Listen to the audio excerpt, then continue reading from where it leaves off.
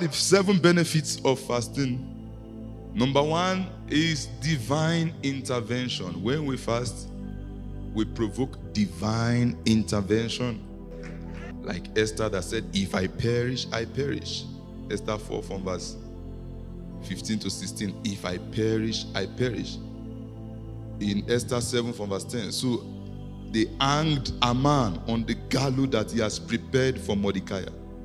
Then the king wrath was subsided. So instead of the Jewish people to be killed, the person that wanted to kill the Jewish people was killed.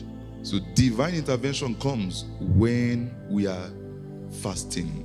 So when there's trouble in your life, there's battle in your family, you need divine intervention, go into fasting. 2, fasting averts impending disaster.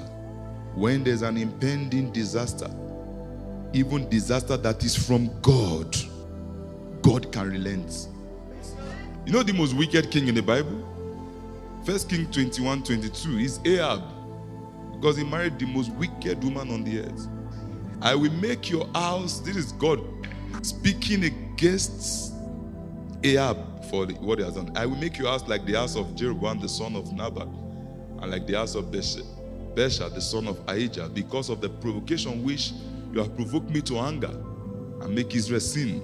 And concerning Jezebel, the Lord also spoke, saying, dogs shall eat Jezebel by the wall of Jezreel. The dog shall eat whoever belongs to Ahab and dies in the city, and the bird of the air shall eat whoever dies in his field. But there was no one like Ahab, who sold himself to wickedness in the sight of the Lord, because of Jezebel, his wife, stirred him up. And he behaved very abominably in following idols, according to all that the Amorite has done, whom the Lord has cast out before the children of Israel. So it was when Ahab heard those words, the most wicked human being, that he tore his clothes, put sackcloth on his body. That's how to humble yourself in those days.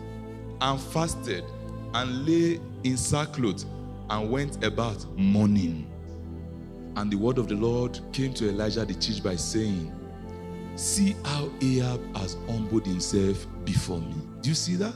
Because he has humbled himself before me, I will not bring the calamity in his days. In the days of his son, I will bring the calamity on his house.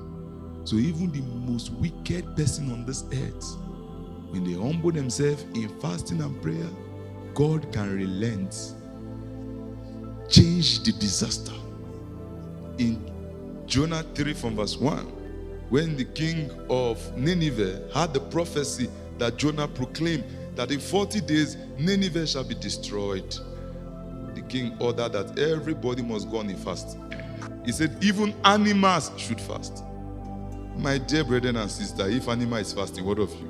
Verse 7, he said, and he caused it to be proclaimed, published throughout Nineveh by the decree of the king and his nobles, saying, let neither man nor beast, herd nor flock, taste anything.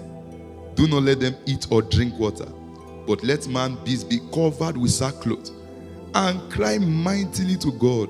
Yes, let everyone turn from his evil way, from the violence that is in his hand. Who can tell if God will turn and relent and turn away his fierce anger, so that we are not perished? Then God saw their works, that they turned from their evil ways, and God relented from the disaster that he has said he will bring upon them, and he did not do it.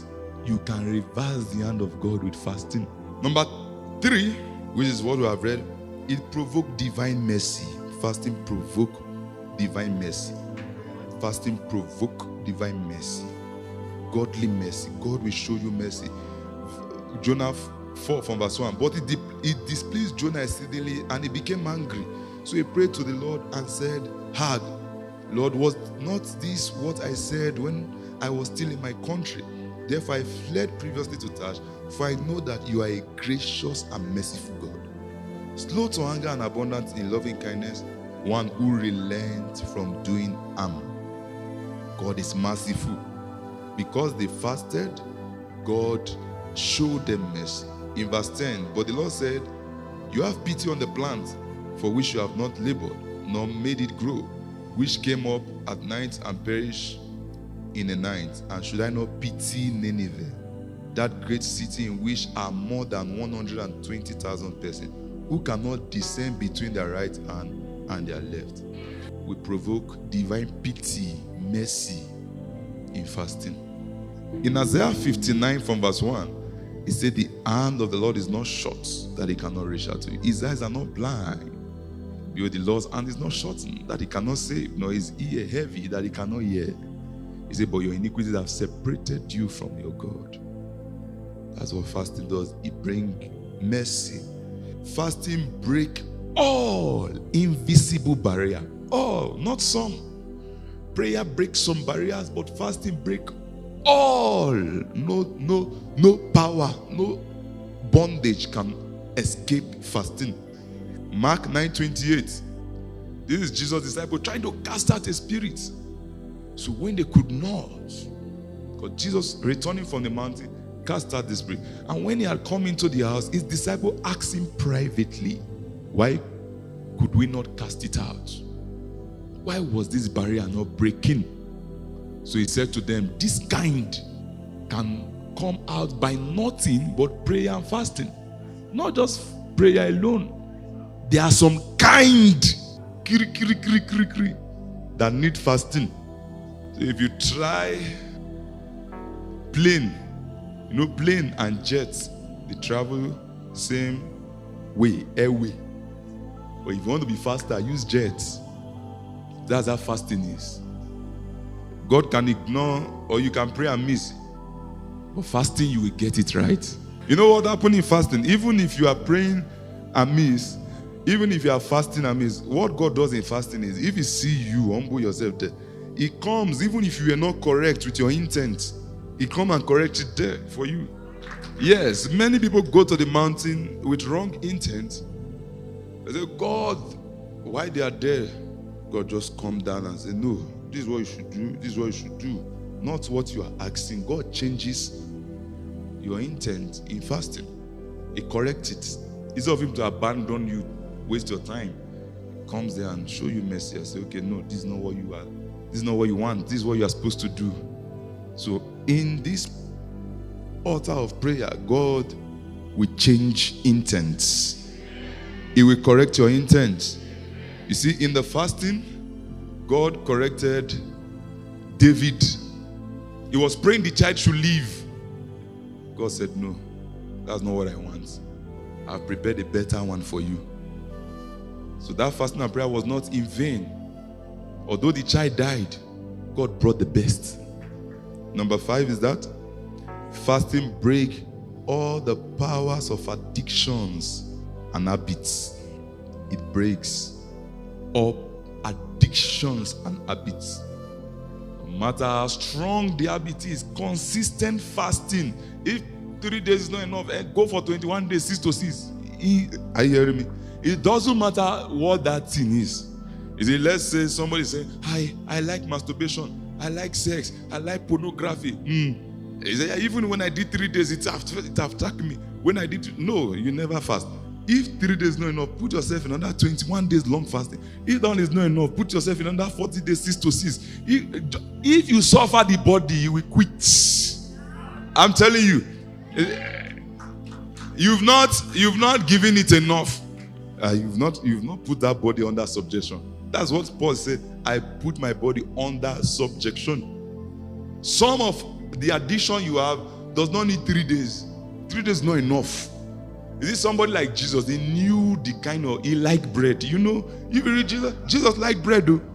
He said, I'm the bread of life. He said, he multiplied bread how many times? 2 times he multiplied loaves of bread. When he appeared to his disciples, he said, this is my body. He said, I'm the bread of life. He said, every time Jesus was addicted to bread. So the devil said, if you are the Son of God, turn this stone to bread. So Jesus needed 40 days to deal with bread habits. He said, I am the bread that came down from heaven. Your father ate the manna, but me, I'm the bread that, bread. He didn't call himself chicken. He didn't call himself pap. He didn't call himself burger. He didn't call himself rice. He said, I am the bread that came from heaven. So he needed 40 days to deal with that bread spirit. to deal with that. So, yes, the devil know what you like. That's why when you are fasting, those are the food you perceive. So Jesus, how many days, you should ask yourself, this is my own bread. I don't know your own bread. How many days does it need to subject it? Huh? You don't know. You don't know. You should, if 3 days is not enough, put yourself in 5 days, 6 to 6. If it's not enough, even if it's 1 year, go. Yes, some addiction will not leave you. Some habit will not leave. Some character will not leave you. Let me expose myself. When I gave my life to Christ, I hate fasting. God, see, from childhood, if you are a pastor, you announce fasting, I don't like you. I'll be praying they should change you from our ministry, from that church we're going. I don't like fasting at all. So when I gave my life to Christ, I was putting myself. God said, you will be on 6 to 6 for more than a year. Every day. In the midst of that 6 to 6. If you finish by 6, your stomach is closed. So even if your food is there, you can't eat. So one day, after my 6 to 6, my food, I said, let me eat small, then go and sleep. I return back to eat it. My mother ate it. And it's rice. I don't want to eat pap. I don't like eating pap. Everybody eat pap in the evening. I said, "Ay, Jesus." I woke up. I was furious. I was shouting at that. We're fighting. We're quarreling because of food. In fact, I kicked the door. I broke the door because of food. God said, yes, this is why I was telling you to fast. Something is in you that need to die. I didn't sleep at home that day because of rice. Rice. Oh God, save us from rice. God knows your appetite. Do you know your appetite also? If Esau had sense, but he was wise enough, he would have known that he liked stew, porridge. That was his weakness. So he didn't attack it. So Jacob said, give me your birthright, I'll give you stew. He said, what is birthright? Here there's hot stew. Oh God. You see, when you begin to walk with God, God will look for your own stew. That's the one you like so much. It can be addiction, can be money, it can be whatever it is. In fasting, God will point it out for you. This reason. I died to food. You know, see, let me tell you. He said 6 to 6 is not enough. Because of that thing I did, 6 to 6 is not enough. So from 6 to 6, I went for 10 days, no food, no water. That's the first time in my life. I locked myself inside the house. No food. I'm not joking. Nowadays, if I'm fasting, I drink water. Because I don't want to die now. See, when I was fasting the first time, when I started new, I was too raw. I would have died. This one time I went to Babalola's mountain, everybody were eating. On the 6th day, I've not eaten, I've not drank. And they were forcing all of us to wake up in the midnight to pray. Everybody was jumping, I was dying. And I said to God, why are you forcing me to fast? I will never fast again in my life. He said, oh God, drink water. It's you that is suffering yourself. Drink water, drink water. So when I fasted, that fasting till 9 days, no food, no water, nothing at all. From that time, that's when he corrected me to be using water. So please use water. It helps you so that you no go die any death. Yes, you see, in Babalola's mountain, they will warn you not to fast more than 3 days dry fast. Because they don't want anybody to die there. When you fast without understanding, you die. You know, Prophet Jeremiah that time he went for 21 days. Every time when he's announcing he went for 21, there's one man picture he will always bring out. He says, see this man, no. He went to fast 21 days, no food, no water. God no send him. He died. So he's advising you in case you are planning it. Many people have died carelessly in fasting. But you will not die. If you need to drink water to survive it, drink water. If you're on tablets or anything, drink juice or go on Daniel fast if your faith does not carry you. But if you are not sick, you are saying I end your fast. Come. Even if you are pregnant, go on a fruit fast. No excuse. If animal fast, both pregnant and no pregnant, What of you? Amen. So fasting also provokes divine direction, meaning knowing God's perfect will or choice for you. There's God's perfect will. There's God's perfect choice. Act of the Apostle 13 from verse 2. He said, as they ministered to the Lord and fasted, the Holy Spirit said, God speak. You minister to God in fasting. He said, now separate to me Barnabas and Saul for the work to which I have called them. Then having fasted and prayed and laid hands on them, they sent them away. This is the greatest revival that have ever happened. Paul, immediately this day came.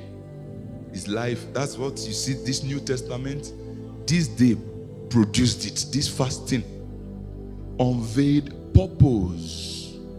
You don't know your purpose, you don't know your call, you don't know God's plan for you, fast. He will speak to you. Early in the week, we were fasting in the house, and I called all of them. I said, come, what are your purpose? And one of them said, hey, on Saturday, I wanted to come and knock your door to ask you this thing you just said now. I said I shouldn't disturb you. Maybe you are praying for service. I said I will come and ask you on Monday. He said, but you said something in church that you went to meet the prophet to tell you, and the prophet didn't tell you. So you left, and God spoke to you. He said, so I decided not to disturb you. I said, shut up. You'd have asked me the rest of the story. Finally, fasting is for enforcing the fulfillment of prophecies and promises. Fasting enforces fulfillment of prophecies and promises. Daniel 9 from verse 1. When there's a prophecy already on your head, many people think the day they receive prophecy, it's time to relax, eat, drink, and be merry. No. Prophecy is a warfare. The day God spoke over Jesus, thou art my beloved son in whom I'm well pleased, Satan had it. It is, your life can be a secret. That's why prophecy is a secret. They can tell you, be looking like, because it's a secret. So if you don't understand, Satan understand. Yes, when a prophet moving is talking about the invisible, is dealing with the invisible and the visible. Now it comes to you, tell you something. You are confused. You are looking at him. What was he saying? But the devil understand. You don't understand. 2 times it has happened here. I was talking to a man, and later he came and said, all these things you just said now is my brother is happening to. On Saturday, it's still happening again. I was talking to a lady here. The sister was there. She said, everything you said is my sister. That's prophecy for you. He said he sent a word to Jacob. It alighted to Israel. So God can be talking to you about your mother, and the case is being presented to you. You say, no, all these things have never happened to me. No, you are not smart. The devil take that information. He knows what to do with it. The wise people, when the prophet speak, when the prophet speak, the wise listen. You write it. You pray about it. You pray about it. Jehoshaphat came in 2 Chronicles 20:20. He said, believe in the Lord your God. Believe in his prophets. Not his prophecy first. Believe in your prophet. He says, so shall you prosper. Because the prophet say beyond your mind. Believe him. If you don't believe him, you will miss the word. Because he told them in the midst of battle, he said they should start singing and dancing. Doesn't make sense. But because they believe in the prophets, that's why they believe in that word. Because that word is not something they should do. You are in the midst of battle, you are saying, what are you saying? It's of you to tell us to go and get more soldiers to fight. You are coming to tell us that we should dance and sing and praise. Like South Africa want to fight now, then I say all the worship team in City of Truth go and start singing and dancing in front of the armies of even Malawi. Even though the worship team, they will not go. That's the irony of prophets. So the first ministry, believe them first, not their word. Not what they are going to tell you. Do you believe in him? Because every prophecy can slip and pass. That's what I'm telling you. God can say on the 20th, there's a breakthrough that will come to you. Because you think it's a joke. Or sometimes you are sitting and waiting. Let me see the 20th, whether it's real. It will slip and pass. Because the Bible said when the sower went to sow, some seed fell by the wayside and the bird caught it. The Bible said that bird is the evil one. Prophecies can be stolen, can be hijacked. I've told you how I met one Ethiopian man. We went for a meeting and he said, in August 2022, he said, 2023 is a year of surprise. I wrote it. And I gave him my own. I said, your wife will have a child. This one will marry. Everything I told him happened in his side. The child, the lady came with, got married. Me, I wrote my own. I took it personal. Surprise. 2023 surprise. I wore a good warfare with those prophecies. And 2023 is the biggest surprise in our life in this ministry. Many of you have received prophecy and you are sitting and waiting for it to manifest. It has been hijacked. It has passed. It don't pass. Daniel 9 from verse 1. In the first year of Darius, the son of Ahasuerus, the lineage of the Medes, who was made king over the realm of the Chaldeans.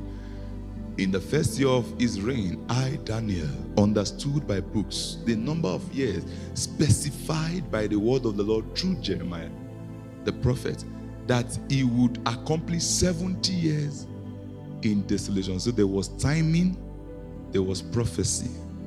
Then I set my face towards the Lord to make requests by prayer, supplication, with fasting, sackcloth, and ashes. He received a prophecy and went into fasting about it. He didn't say, Jeremiah, I know Jeremiah is an accurate prophet. He's a prophet of God, so let me wait. All of them in captivity don't know what to do. They were waiting for fulfillment. Meanwhile, the 70 years will pass. God will not help. God told Abraham, your descendants will be in captivity for 400 years. They stayed for 30 years until Moses was raised. 430. 30 years extension. Because nobody was warring a good warfare about it. In verse 17, Daniel said, now therefore, O God, hear the prayer of your servant, all his supplication for the Lord's sake. Cause your face to shine on the sanctuary which is desolate. O my God, incline your ear and open your eyes and see our desolation and the city which is called by your name. For we do not present our supplication because of our righteous deed, but because of your great mercies. O Lord, hear. O Lord, forgive. O Lord, listen and act. Do not delay. For your own sake, my God, for your city and your people that are called by your name.